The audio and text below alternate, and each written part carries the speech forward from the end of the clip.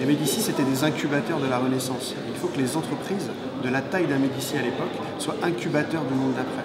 Donc c'est le moment d'affréter les caravelles.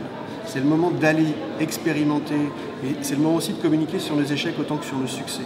Donc ils doivent essayer de donner les moyens à ceux qui peut-être sont la réalité de demain, de pouvoir nous ramener de la surprise. Les entreprises, finalement, elles contribuent en offrant aux salariés la possibilité de développer leurs idées, en leur donnant soit un cadre juridique, soit un cadre de liberté, tout simplement, de liberté temporelle, voire des financements.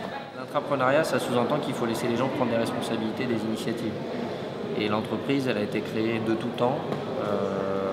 Certes, ça a évolué un peu depuis l'essor des nouvelles technos et des entreprises quasi plates en termes de hiérarchie, mais de tout temps, l'entreprise, c'est quand même une reproduction d'un modèle militaire. Donc avec une hiérarchie pyramidale.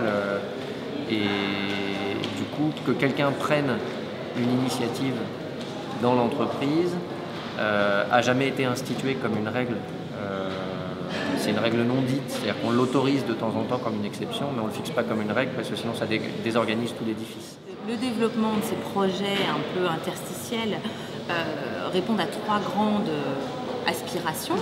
Une aspiration individuelle des salariés qui souhaitent développer des projets, être créatifs, être utiles à la société et puis parfois qui souhaitent aussi avoir un autre mode d'intervention que leur travail habituel.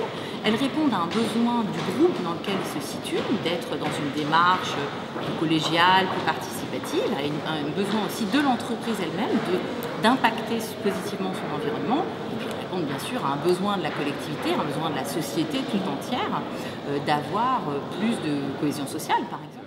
Il y a sans doute des salariés, par leur culture, leur personnalité, qui ont une propension à aller chercher des idées, à devenir des antennes vers l'extérieur et que, au-delà de s'engager à titre personnel comme bénévole, ce que font pas loin de 30% si je ne dis pas de bêtises des salariés en France, ils ramènent cet engagement et ce potentiel d'innovation dans l'entreprise. Et ils arrivent à le transformer en idée à développer pour l'entreprise. C'est le cas d'Earth Talent, c'est le cas d'autres projets qu'on a vu récemment naître chez Bayersdorf, qui est l'entreprise mère de Nivea, chez Danone dans une certaine mesure, chez GD Suez aussi. Donc c'est un mouvement, mais c'est un mouvement plutôt contrôlé, c'est-à-dire qu'on le regarde ici à Convergence sans doute avec une loupe parce que ça nous intéresse. Si on met ça sur un plan plus large qui est l'engagement des salariés en France, ça reste malgré tout assez, pour l'instant encore assez naissant. Et par contre, le potentiel de création de valeur que ça peut apporter devrait pousser les patrons à s'y intéresser un peu plus. Je pense que l'étape d'après, ce serait de prendre connaissance de toute cette émergence justement d'intrapreneurs qui pensent, qui font différemment et de s'apercevoir que ces gens-là sont liés. Et l'étape d'après, c'est qu'ils s'allient entre eux pour faire basculer le système. Donc on est dans cette phase où on est très connectif, mais on n'est pas encore collectif. Et je trouve que le prochain tipping point, donc ce seuil critique qui va nous arriver, c'est justement le passage du connectif au collectif.